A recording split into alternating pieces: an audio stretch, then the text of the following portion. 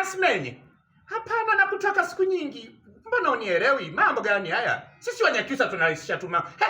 Unaniambia I love you too. Umeamua kunitukana. Ukanitukana mimi.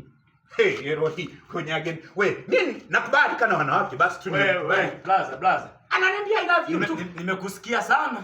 We, namtongoza ananiambia I love you too. Mimi wakunitukana mimi. Nimeamini elimu ni tambara abovu. Elimu. Yaani elimu kicha kuzidi kichwani nakuwa mpaka chizi, alafu nakuwa chizi kali. I love you too mwenyewe. Mwanamke amekukubali, amekupenda, amekuelewa, fall in love. Amekupenda, maka amekukubalia, hamna cha maelezo. Wewe kama heri. Wewe unasema thank maheru maki Mungu tukukulengesanya. Wewe kuna akuganire, akueliwe kwa Kiingereza. Kwa Kiingereza Wewe mwambie I love you na mimi anaingia form 4.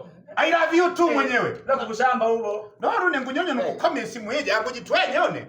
Mambo gani haya? I love you too kanitukana mimi. Waambie hao mjinga. Acha ushamba. Mshamba mwenyewe. Acha ushamba wewe. Au unamtaka? Wewe ni mjanja afu unakuwa unataka kumtongoza. Unakwaje korokoro hivyo wewe? Acha mambo ajabu.